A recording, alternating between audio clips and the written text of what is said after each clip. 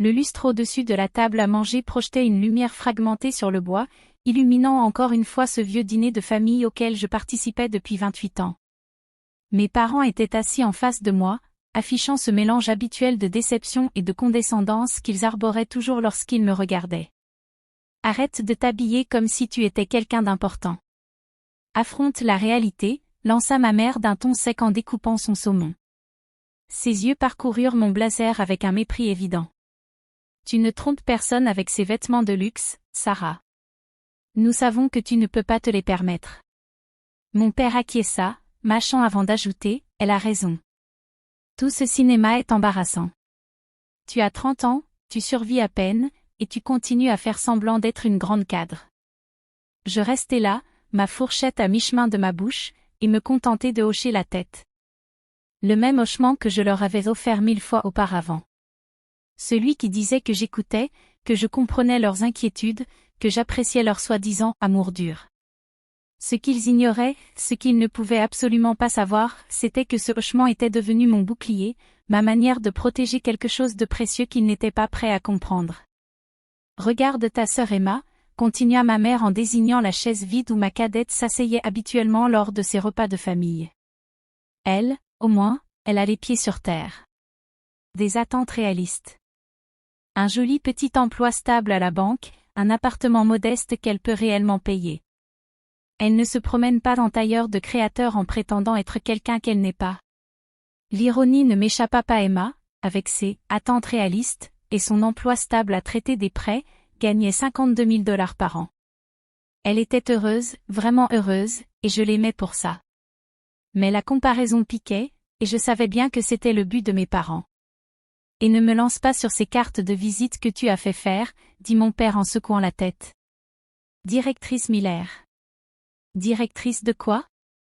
De ta petite boîte de conseil à une personne qui peine à payer l'électricité? Tu poursuis ce rêve d'entrepreneuriat depuis 5 ans, ma chérie. Peut-être qu'il est temps d'admettre que tout le monde n'est pas fait pour. Mon téléphone sonna.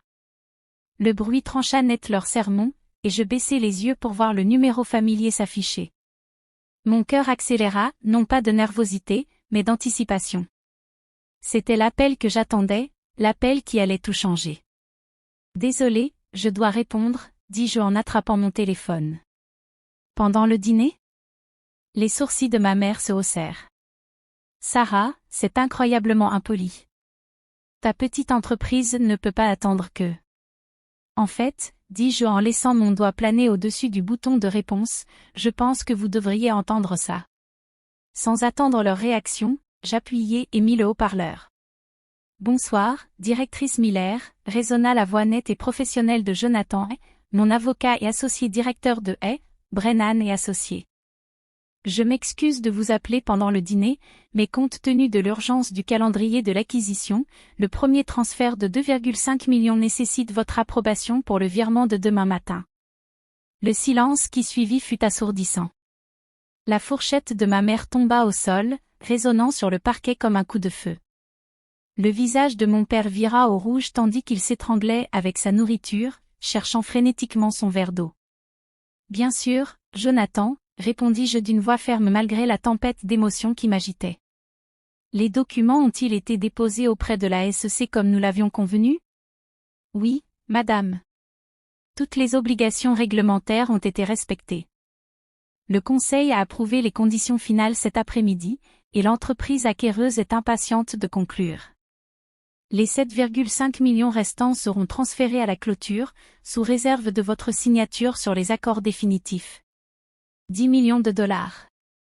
Le chiffre flottait dans l'air, presque palpable. Excellent. Je relirai les contrats ce soir et je les signerai demain matin. Veuillez demander à votre équipe de coordonner la logistique de la transition avec Mitchell et associés. Absolument, directrice Miller. Félicitations encore pour cet accomplissement remarquable. Fonder une entreprise de zéro et la vendre pour 8 chiffres en 5 ans, c'est vraiment exceptionnel. Merci, Jonathan. Nous parlerons demain. Je mis fin à l'appel et posai le téléphone face contre table, laissant le silence s'étirer entre nous comme un gouffre. Mon père finit par cesser de tousser, les yeux écarquillés de confusion. Sarah, Quoi, qui était-ce? Je pris une gorgée de vin, savourant le moment dont j'avais rêvé pendant des années. C'était mon avocat. Nous venons de finaliser la vente de mon entreprise. Ton entreprise? La voix de ma mère n'était qu'un souffle. Mais tu disais que tu faisais du conseil. Je faisais du conseil. Entre autres. Je m'appuyais contre le dossier de ma chaise, sentant le poids de 5 années de secrets s'envoler de mes épaules. Il y a 3 ans, j'ai développé un logiciel propriétaire d'optimisation de chaînes d'approvisionnement. Ce qui avait commencé comme un projet de conseil pour une petite entreprise de fabrication s'est transformé en quelque chose de bien plus grand. La vérité, c'est que je menais une double vie. Pendant que mes parents me voyaient lutter pour payer le loyer de mon modeste appartement, travaillant depuis des cafés avec mon ordinateur portable, je construisais en réalité quelque chose d'extraordinaire. La société de conseil, dont ils se moquaient, n'était autre que Dataflow Solutions, une entreprise qui avait discrètement révolutionné la manière dont les fabricants de taille moyenne géraient leur stock et leur logistique. Mais comment, enfin, tu nous demandes toujours de l'argent, balbutia mon père. Le mois dernier encore, tu as emprunté $500 pour ta mensualité de voiture. Je ne pus m'empêcher de sourire. J'ai emprunté cet argent parce que mon comptable m'avait conseillé de maintenir l'apparence de difficultés financières jusqu'à ce que la vente soit conclue. Des implications fiscales, tu comprends. Chaque dollar dépensé pour moi-même avant l'acquisition aurait pu compliquer la structure de l'accord. C'était vrai. Pendant 3 ans, alors que mon entreprise grandissait d'une opération menée par une seule femme à une équipe de 45 employés, j'avais vécu comme une étudiante diplômée. Je conduisais une Honda Civic vieille de 10 ans qui tenait par miracle, je vivais dans un studio avec un lit escamotable, et oui, il m'arrivait parfois d'emprunter de petites sommes à mes parents pour entretenir l'illusion que je survivais à peine. Les costumes, les cartes de visite, le « faire semblant ». Je désignais mon blazer, celui qu'il venait tout juste de ridiculiser. Ce n'est pas du semblant. Je suis une directrice. J'ai dirigé des conseils d'administration, négocié des contrats avec des entreprises du Fortune 500 et géré une société valant plusieurs millions de dollars. La seule chose que j'ai simulée, c'est l'échec. La main de ma mère trembla lorsqu'elle attrapa son verre de vin. Mais pourquoi? Pourquoi nous mentir? La question pesa lourdement dans l'air, et je sentis cette vieille oppression dans ma poitrine, celle qui m'accompagnait chaque fois que je me sentais incomprise. Parce qu'à chaque fois que j'ai essayé de partager mes rêves avec vous, vous les avez détruits. Tu te souviens quand je vous ai parlé de mon business plan pour la première fois? Vous avez dit que c'était irréaliste. Quand j'ai mentionné que des investisseurs pourraient être intéressés, vous m'avez dit de ne pas me faire d'illusions. Quand j'ai essayé d'expliquer le potentiel du logiciel que je développais, vous avez changé de sujet. Je marquai une pause, repensant à d'innombrables conversations au fil des années. Vous ne cherchiez pas à être cruel. Je le sais. Vous pensiez me protéger d'une déception. Mais votre protection, pour moi, c'était comme un plafond que je ne pourrais jamais franchir. Le visage de mon père passa par plusieurs teintes avant de se figer dans une pâleur confuse. Sarah, si tu avais du succès, pourquoi continuer à vivre comme si tu étais en difficulté? Parce que construire une entreprise demande des sacrifices. Chaque dollar que j'aurais pu dépenser pour un meilleur appartement ou une meilleure voiture, je l'ai réinvesti dans l'entreprise. J'ai bien payé mes employés, investi dans le meilleur matériel, engagé des cabinets juridiques et comptables de haut niveau. Mon style de vie était un choix, pas une fatalité. La salle à manger semblait différente à présent, comme si l'air lui-même avait changé. La lumière du lustre paraissait plus vive, l'espace plus grand, les possibilités infinies. 10 millions de dollars, murmura ma mère, comme si le dire à voix haute allait le faire disparaître. En réalité, c'est un peu plus que ça, dis-je en sortant mon téléphone et en ouvrant mon application bancaire. Je tournai l'écran vers eux, leur montrant le solde qui avait augmenté régulièrement au fil de 3 années de contrats, de licences et de partenariats stratégiques. Les 10 millions ne viennent que de l'acquisition. Dataflow Solutions est rentable depuis 2 ans. Le chiffre sur l'écran fit écarquiller les yeux de mon père, 3,2 millions de dollars en liquidité, plus 1,8 million en compte d'investissement. J'ai mis de l'argent de côté pour quelque chose de spécial, poursuivis-je, ma voix se raffermissant à chaque mot. Quelque chose dont je rêve depuis que je suis une petite fille assise à cette même table, à vous écouter parler du coût des études d'Emma, de l'impossibilité de s'offrir les vacances en famille qu'on voulait, de la réussite qui était réservée aux autres. Je me levai, lissant mon blazer, le même qu'ils avaient raillé quelques minutes plus tôt.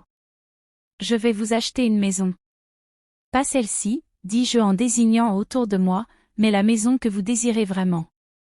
Celle avec la grande cuisine dont maman a toujours rêvé, avec l'atelier que papa voulait pour son travail du bois. Celle avec assez d'espace pour les petits-enfants, avec un jardin, avec de l'air pour respirer. Le silence n'était plus le même.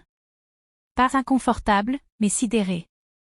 Et Emma, ajoutai-je, elle va trouver un chèque de 50 000 $ dans sa boîte aux lettres demain, accompagné d'un mot lui disant qu'il est destiné à tout ce qui la rendra heureuse. Peut-être voyager, peut-être reprendre des études, ou simplement la sécurité de savoir qu'elle n'a pas à s'inquiéter de l'argent pendant un moment. Les larmes coulaient maintenant sur le visage de ma mère, et mon père avait l'air au bord des siennes. Mais plus important encore, dis-je, la voix serrée par l'émotion, je vais créer une fondation. La Fondation Miller pour les jeunes entrepreneurs. Elle offrira des financements de départ, du mentorat et du soutien à ceux qui ont de grands rêves mais de petits moyens. À ceux dont la famille les aime mais ne les comprend pas. À ceux qui ont besoin qu'on croie en eux alors qu'ils apprennent encore à croire en eux-mêmes. Je fis le tour de la table et m'agenouillai près de la chaise de maman, prenant ses mains tremblantes dans les miennes. Tu n'avais pas tort de t'inquiéter pour moi. Être entrepreneur, c'est effrayant, incertain, plein de rejets. Mais tu avais tort de penser que je ne pouvais pas y arriver. Tu avais tort de croire que les rêves ne sont que de jolies illusions qu'on se raconte. Papa s'éclaircit la gorge, sa voix rauque d'émotion. Sarah, ma chérie, je ne sais pas quoi dire. Tu n'as rien à dire, répondis-je en me levant pour le serrer dans mes bras.